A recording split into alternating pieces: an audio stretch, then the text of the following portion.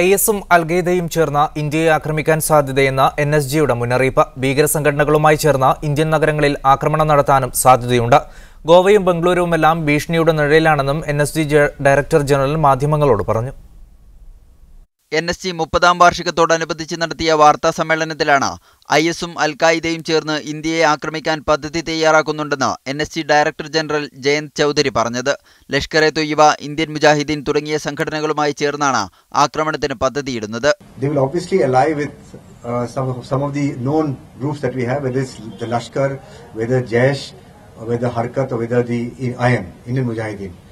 So the apprehension we have is that if they do have a combined kind of strategy, if they do go in for combined operations, what I mentioned, we have to prepare for multi-city, multiple terror attacks.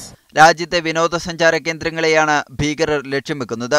ഗോവയും ബംഗളൂരുവുമെല്ലാം ഭീഷണിയുടെ നിഴലിലാണെന്നും ജയന്ത് ചൗധരി പറഞ്ഞു. Al-Qaeda has earlier also been seen to have a presence over here. They had wrecked Goa, where a lot of foreign tourists go. They had gone to Bangalore and other such places. Now that they have declared their intention of attacking India, ഏതുതരം ആക്രമണത്തെയും ചെറുത്തു തോൽപ്പിക്കാൻ NSG സജ്ജമാണെന്നും director general ഡൽഹിയിൽ പറഞ്ഞു. News desk media 1. Syrian നഗരമായ കൊബാനിയിൽ നടത്തിയ വ്യോമാക്രമണത്തിൽ നൂറുകണക്കിന് IS പ്രവർത്തകർ കൊല്ലപ്പെട്ടതായി അമേരിക്ക. തുർക്കി സിറിയൻ അതിർത്തി പ്രദേശമായ കൊബാനിയെ പൂർണ്ണമായും IS-ന്റെ അധീനതയിൽ നിന്ന് മോചിപ്പിക്കാനായിട്ടില്ലെന്ന് പെന്റഗൺ അറിയിച്ചു.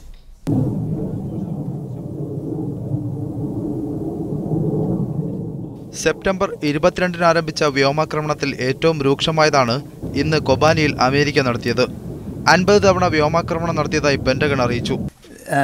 But there's a few reasons why you have seen more strikes in the last couple of days.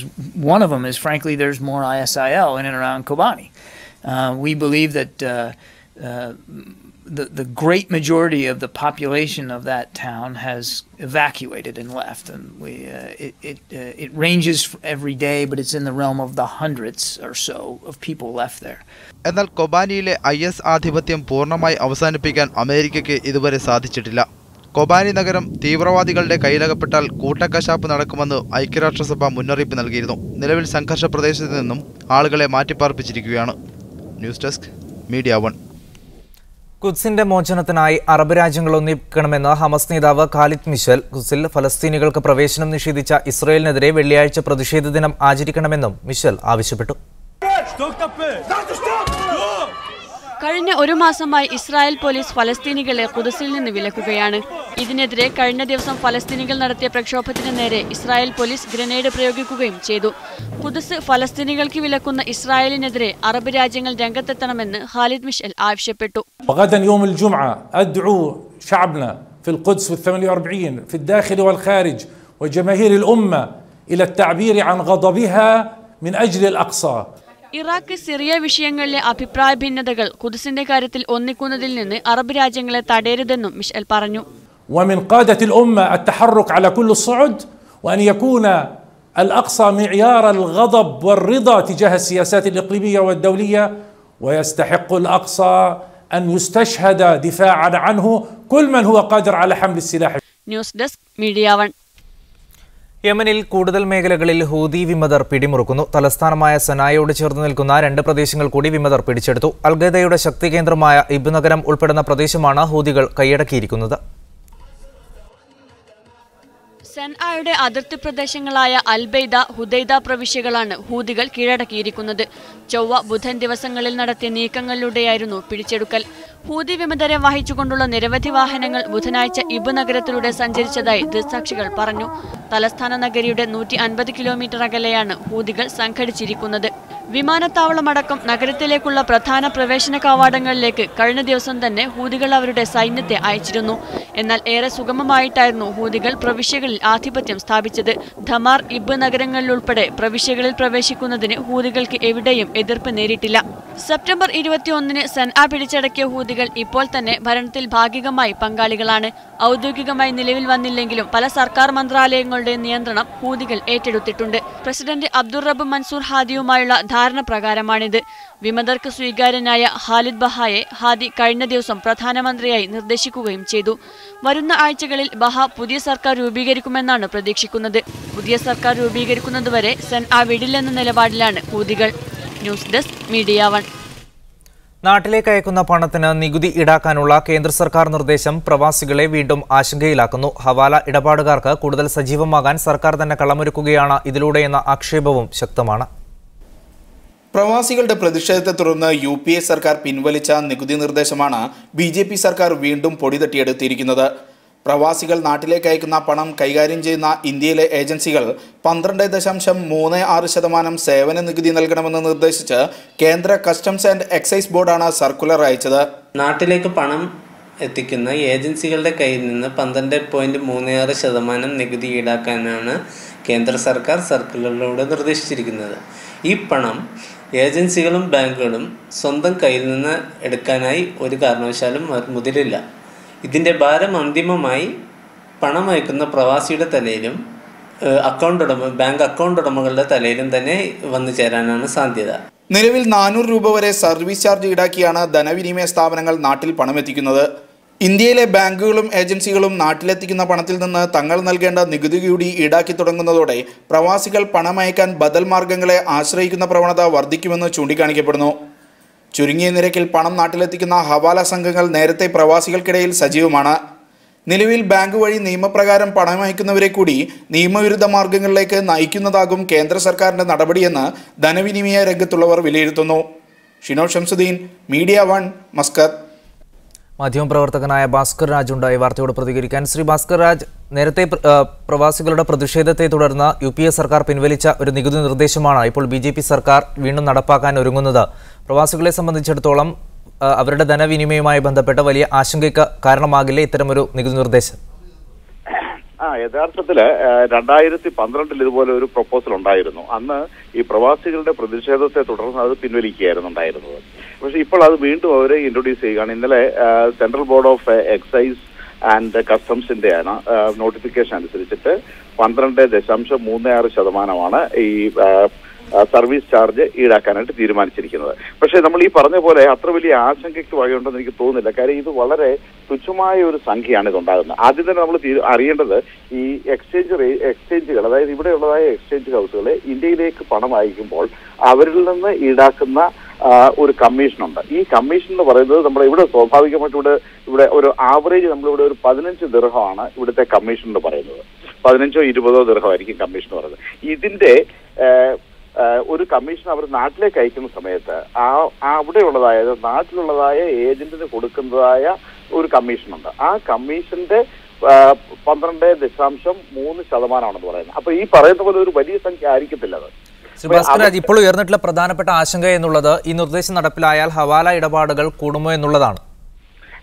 ഇല്ല, അതിന് സാധ്യതയില്ല. കാര്യം ഇത് വളരെ ചെറിയൊരു സംഖ്യയാണ്. നമ്മൾ ആദ്യം തന്നെ പറഞ്ഞ ഈ എക്സ്ചേഞ്ച് ഹൗസുകൾ അവരത് അവർ തന്നെ വഹിക്കുമോ അതോ കസ്റ്റമേഴ്സിന് അത് പാസ് ഓൺ ചെയ്യുമോ, അവരുടെ പക്കൽ നിന്ന് ഈടാക്കാനുള്ള ശ്രമം ഉണ്ടാകുമോ എന്നുള്ളതാണ് അറിയാൻ സാധ്യത. ഇവിടെ ഇപ്പോൾ ഈ മത്സരത്തിനിടയിൽ സ്വാഭാവികമായിട്ട് ചില എക്സ്ചേഞ്ച് ഹൗസുകൾ അത് ചിലപ്പോൾ വേണ്ടാന്ന് വെക്കാനിടയുണ്ടാവും, ഈ മത്സരം കൊണ്ട് മാത്രമായിട്ട്. അപ്പൊ ഇനി അഥവാ അവർ ഈ ചാർജ് ചെയ്യുകയാണെങ്കിൽ തന്നെയും അതായത് മാക്സിമം ഒരു 1.85 ദിർഹംസ്, അതായത് ഒരു മാക്സിമം ഒരു 25 രൂപയിൽ കൂടുതൽ അത് വരുന്നുണ്ടാവുന്നില്ലായിരിക്കും അങ്ങനെയാണെങ്കിൽ പോലും. റൈറ്റ്, വളരെയധികം നന്ദി ഭാസ്കർ രാജ് വാർത്തയോട് പ്രതികരിച്ചതിന്. നാട്ടിലേക്ക് അയക്കുന്ന പണത്തിനുള്ള പുതിയ നികുതി നിർദ്ദേശത്തെ സംബന്ധിച്ച് പ്രവാസികൾക്കിടയിൽ ആശങ്കയുണ്ടാകുന്നുണ്ട് എന്നാണ് വാർത്ത.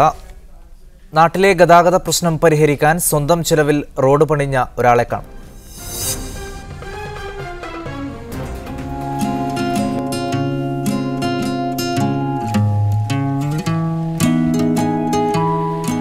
വാർത്ത കാണാം, ഇടവേളയ്ക്ക് ശേഷം. വാർത്തകളെ തിരിച്ചു വരാം. കുവൈത്തിൽ ഡീസൽ, മണ്ണെണ്ണ എന്നിവയ്ക്ക് വില കൂടും. ഇന്നലെ ചേർന്ന മന്ത്രിസഭ ഉന്നത ആസൂത്രണ സമിതിയുടെ സംയുക്ത യോഗത്തിലാണ് ഇന്ധന സബ്സിഡി ഒഴിവാക്കുന്നതിന്റെ ആദ്യപടിയായി ഡീസൽ, മണ്ണെണ്ണ, ഏവിയേഷൻ ഫ്യൂവൽ എന്നിവയുടെ വില വർദ്ധിപ്പിക്കാൻ തീരുമാനിച്ചത്. സർക്കാർ സബ്സിഡിയോടെ ഉൽപാദന ചെലവിലും കുറഞ്ഞ വിലക്ക് ലഭ്യമാക്കിയിരുന്ന ഡീസലിന് ലിറ്ററിന് 55 ഫിൽസായിരുന്നു വില. സബ്സിഡി നിയന്ത്രണം പഠിക്കാൻ സർക്കാർ നിയോഗിച്ച സമിതി മേഖലയിലെ പല രാജ്യങ്ങളിലെയും ഇന്ധനവിലയും സബ്സിഡി സമ്പ്രദായവും മറ്റും വിലയിരുത്തിയ ശേഷം ഡീസൽ വില 170 ഫിൽസാക്കി ഉയർത്താൻ ശുപാർശ ചെയ്തിരുന്നു. ഇന്നലെ ബയാൻ പാലസിൽ ചേർന്ന ക്യാബിനറ്റ് സുപ്രീം പ്ലാനിംഗ് കൗൺസിൽ സംയുക്ത യോഗമാണ് ശുപാർശക്ക് അംഗീകാരം നൽകിയത്. വിദേശ വിമാന കമ്പനികൾക്ക് നൽകി വരുന്ന 10% സബ്സിഡി ഒഴിവാക്കാനും യോഗത്തിൽ ധാരണയായി. അതേസമയം വൈദ്യുതി നിരക്ക് വർധന സംബന്ധിച്ച അന്തിമ തീരുമാനമെടുക്കൽ അടുത്ത യോഗത്തിലേക്ക് മാറ്റി. വിദേശികൾക്ക് 1000 കിലോവാട്ട് വരെയും സ്വദേശികൾക്ക് 3000 കിലോവാട്ട് വരെയും കിലോവാട്ടിന് 2 ഫിൽസ് എന്ന നിലവിലെ നിരക്ക് തുടരുമെന്നാണ് സൂചന. വൈദ്യുതി നിരക്ക് വർദ്ധിപ്പിക്കുന്നതിനു പകരം അമിതമായി ഉപയോഗിക്കുന്നവരിൽ നിന്ന് അധിക ചാർജ് ഈടാക്കാനാണ് സർക്കാർ ലക്ഷ്യമിടുന്നതെന്ന് വൈദ്യുതി മന്ത്രി അബ്ദുൽ അസീസ് അൽ ഇബ്രാഹിം പറഞ്ഞു. Media 1 Kuwait city. മാധ്യമരംഗത്ത് GCC അംഗരാജ്യങ്ങൾ സഹകരിച്ച് പ്രവർത്തിക്കുമെന്ന കുവൈത്തിൽ നടന്ന 22ാമത് GCC ഇൻഫർമേഷൻ മന്ത്രിതല യോഗം അഭിപ്രായപ്പെട്ടു. ഗൾഫ് ഐക്യവും മേഖലയിലെ വെല്ലുവിളികളും യോഗം വിലയിരുത്തി. കുവൈറ്റ് സിറ്റിയിൽ നടന്ന യോഗത്തിൽ മാധ്യമങ്ങളുമായി ബന്ധപ്പെട്ട നിരവധി സുപ്രധാന വിഷയങ്ങൾ ചർച്ച ചെയ്തതായി ഇൻഫർമേഷൻ യുവജനകാര്യ മന്ത്രി ഷെയ്ഖ് സൽമാൻ സാലിം അൽ ഹമൂദ് അൽ സബാഹ് പറഞ്ഞു. GCC രാജ്യങ്ങളുടെ പ്രതിച്ഛായ തകർക്കുന്നതിന് നടക്കുന്ന മാധ്യമ ക്യാമ്പയിനുകൾക്കെതിരെ ഏകസ്വരത്തിലാണ് അംഗരാജ്യങ്ങൾ പ്രതികരിച്ചത്. GCC യുവജനങ്ങൾക്കിടയിൽ സാമൂഹ്യ മാധ്യമങ്ങളുടെ പ്രസക്തി എന്ന വിഷയത്തിൽ ബഹ്റൈൻ നടത്തിയ പഠനം യോഗം ചർച്ച ചെയ്തു. സാമൂഹ്യ മാധ്യമങ്ങളുടെ ഉപയോഗത്തിന് പരിധികൾ നിശ്ചയിക്കാനും യോഗത്തിൽ ധാരണയായി. അന്താരാഷ്ട്ര തലത്തിൽ സ്വീകരിക്കുന്ന സമീപനങ്ങളുടെ ഭാഗമായാണ് പരിധികൾ നിശ്ചയിക്കുന്നത്. ബഹ്റൈൻ കേന്ദ്രമായി മാധ്യമ പഠനത്തിന് പാൻ GCC അക്കാദമി ആരംഭിക്കുന്നതും GCC മീഡിയ ഫോറം രൂപീകരിക്കുന്നതിന്റെ സാധ്യതകളും യോഗം ചർച്ച ചെയ്തു. Media 1 Kuwait city. Air India എക്സ്പ്രസിന്റെ കുവൈത്ത് മംഗലാപുരം സർവീസ് ഈ മാസം 27-ന് ആരംഭിക്കും. മംഗലാപുരത്ത് നിന്ന് ബഹ്റൈൻ വഴി കുവൈത്തിലെത്തുന്ന വിമാനം തിരിച്ച് കുവൈത്തിൽ നിന്നും മംഗലാപുരത്തേക്ക് നേരിട്ട് പോകുന്ന വിധത്തിലാണ് സർവീസ് ക്രമീകരിച്ചിരിക്കുന്നത്. ബഹ്റൈനിലും കുവൈത്തിലുമുള്ള യാത്രക്കാർക്ക് ഒരേ സമയം പ്രയോജനപ്പെടുന്ന സർവീസ് തിങ്കൾ, ബുധൻ, വെള്ളി ദിവസങ്ങളിലായിരിക്കും. കാലത്ത് 7:30-ന് മംഗലാപുരത്ത് നിന്ന് പുറപ്പെടുന്ന വിമാനം ബഹ്റൈൻ വഴി 11:15-ന് കുവൈത്തിലെത്തും. തിരിച്ച് 12:15-ന് പുറപ്പെടുന്ന വിമാനം വൈകിട്ട് 7:25-നാണ് മംഗലാപുരത്തെത്തുക. സർവീസ് പുനരാരംഭിക്കുന്നതിന്റെ ഭാഗമായി ഈ റൂട്ടിലെ യാത്രക്കാർക്കായി നിരക്കിളവും ബാഗേജ് ആനുകൂല്യങ്ങളും ഏർപ്പെടുത്തിയതായി എയർ ഇന്ത്യ അധികൃതർ അറിയിച്ചു. യാത്രക്കാർക്ക് അനുവദിച്ച 20 കിലോ ലഗേജിന് പുറമെ ടിക്കറ്റ് നിരക്കിനൊപ്പം 5 ദിനാർ അധികം നൽകിയാൽ 10 കിലോ കൂടി കൊണ്ടുപോകാൻ അനുവദിക്കും. കൂടാതെ ചെക്ക് ഇൻ സമയത്ത് കിലോഗ്രാമിന് 1 ദിനാർ നിരക്കിലടച്ച് പരമാവധി 10 കിലോ വരെ അധിക ലഗേജ് കൊണ്ടുപോകാനുള്ള സൗകര്യവുമുണ്ട്. വിമാനങ്ങളുടെ പാട്ടക്കരാർ കഴിഞ്ഞതിനെ തുടർന്ന് കഴിഞ്ഞ ഫെബ്രുവരിയിൽ നിർത്തിവെച്ച സർവീസാണ് ചെറിയ മാറ്റങ്ങളോടെ എയർ ഇന്ത്യ എക്സ്പ്രസ് പുനരാരംഭിക്കുന്നത്. Media 1 Kuwait city. കുവൈത്തിൽ ജനവാസ മേഖലകളിൽ പ്രവർത്തിക്കുന്ന ചാരിറ്റി ഓഫീസുകൾ അടച്ചുപൂട്ടാൻ സാമൂഹിക മന്ത്രാലയം നീക്കം തുടങ്ങി. രാജ്യത്തെ പ്രമുഖ ജീവകാരുണ്യ സംഘടനകളായ ജമിയത്ത് അൽ ഇസ്ലാഹിന്റെ 50 ശാഖകളും ജമിയത്ത് ഇഹ്തിറാസിന്റെ 23 ശാഖകളുമാണ് മന്ത്രാലയം അടച്ചുപൂട്ടാനൊരുങ്ങുന്നത്. നിയമപരമായ അംഗീകാരം നേടിയെടുക്കാതെ പാർപ്പിട മേഖലകളിൽ പ്രവർത്തിക്കുന്നതായി കണ്ടെത്തിയതിനെ തുടർന്നാണ് ഇവ അടച്ചുപൂട്ടുന്നതെന്ന് ഉന്നത സർക്കാർ വൃത്തങ്ങളെ ഉദ്ധരിച്ച് പ്രാദേശിക പത്രം റിപ്പോർട്ട് ചെയ്തു. രാജ്യത്തെ 6 ഗവർണറേറ്റുകളിലായും ജനവാസ മേഖലകളിൽ നിയമപരമല്ലാത്ത നിരവധി ശാഖാ ഓഫീസുകൾ പ്രവർത്തിക്കുന്നുവെന്നാണ് അധികൃതർ കണ്ടെത്തിയിരിക്കുന്നത്. കുവൈത്തിൽ സ്വദേശികൾക്കിടയിൽ അർബുദ രോഗബാധിതർ കൂടുന്നതായി വെളിപ്പെടുത്തൽ. ആരോഗ്യമന്ത്രി അലി അൽ ഉബൈദിയാണ് രാജ്യത്തെ ലക്ഷത്തിൽ 134 പേർക്ക് ക്യാൻസർ രോഗമുള്ളതായി വെളിപ്പെടുത്തിയത്. രക്താർബുദ പരിശോധനകൾക്കും മജ്ജ മാറ്റിവെക്കുന്നതിനുമായി പ്രത്യേകം സ്ഥാപിച്ച യൗക്കൂബ് ബബഹാനി മെഡിക്കൽ സെന്ററിന്റെ ഉദ്ഘാടന ചടങ്ങിൽ സംസാരിക്കുകയായിരുന്നു ആരോഗ്യമന്ത്രി. ആരോഗ്യ മന്ത്രാലയത്തിന് കീഴിൽ പ്രവർത്തിക്കുന്ന ക്യാൻസർ പ്രതിരോധ വിഭാഗത്തിൽ കഴിഞ്ഞ വർഷം 2724 പുതിയ അർബുദ കേസുകൾ എത്തിയതായി മന്ത്രി പറഞ്ഞു. ഇതേ കാലയളവിൽ വിദേശ രാജ്യങ്ങളിലേക്ക് അർബുദത്തിന് ചികിത്സ തേടിപ്പോയത് 47,347 സ്വദേശികളാണ്. കുവൈത്തിൽ അർബുദ രോഗികളുടെ എണ്ണത്തിൽ നാൾക്കുനാൾ വർധനയുണ്ടാകുന്നുവെന്ന് കണക്കുകൾ ഉദ്ധരിച്ച് മന്ത്രി പറഞ്ഞു. യൗക്കൂബ് ബബഹാനി സെന്റർ രാജ്യത്തെ ക്യാൻസർ പ്രതിരോധ രംഗത്ത് പുതിയ കാൽവെപ്പാണെന്ന് പറഞ്ഞ മന്ത്രി അലി അൽ ഉബൈദി അമേരിക്ക, യൂറോപ്പ് പോലുള്ള വിദേശ രാജ്യങ്ങളിലേക്ക് പോകാതെ തന്നെ ക്യാൻസർ രോഗികൾക്ക് രാജ്യത്ത് വിദഗ്ധ ചികിത്സാ സൗകര്യം ലഭ്യമാക്കുകയാണ് ഇത്തരം സംരംഭങ്ങൾ വഴി മന്ത്രാലയം ലക്ഷ്യമിടുന്നതെന്നും കൂട്ടിച്ചേർത്തു. Media 1 Kuwait city. സൗഹൃദ സന്ദർശനത്തിനായി ഇന്ത്യൻ നാവികസേനാ കപ്പലുകൾ നാളെ ബഹ്റൈൻ തീരത്തെത്തും. കൊച്ചി സദേൺ നേവൽ കമാൻഡിന് കീഴിലുള്ള 1ാം പരിശീലക സൈനിക വ്യൂഹത്തിന്റെ ഭാഗമായ INS തീരദേശങ്ങളിൽ പെട്രോളിംഗ് നടത്തുന്ന സുജാത, തരങ്കിണി എന്നീ കപ്പലുകളാണ് മിനാ സൽമാൻ തുറമുഖത്തെത്തിയത്. ഈ മാസം 19 വരെ കപ്പലുകൾ തുറമുഖത്തുണ്ടാവും. ഒമാനും ദുബൈയും സന്ദർശിച്ച ശേഷമാണ് കപ്പലുകൾ ബഹ്റൈനിൽ എത്തിയത്. ഞായറാഴ്ച റോയൽ ബഹ്റൈൻ നേവൽ ഫോഴ്സുമായി ചേർന്ന് സംയുക്ത നാവികാഭ്യാസവും നടക്കും. കപ്പലിൽ നടന്ന വാർത്താ സമ്മേളനത്തിൽ ഇന്ത്യൻ അംബാസിഡർ ഡോക്ടർ കെ മോഹൻകുമാറും മുതിർന്ന നാവിക ഉദ്യോഗസ്ഥരും പങ്കെടുത്തു.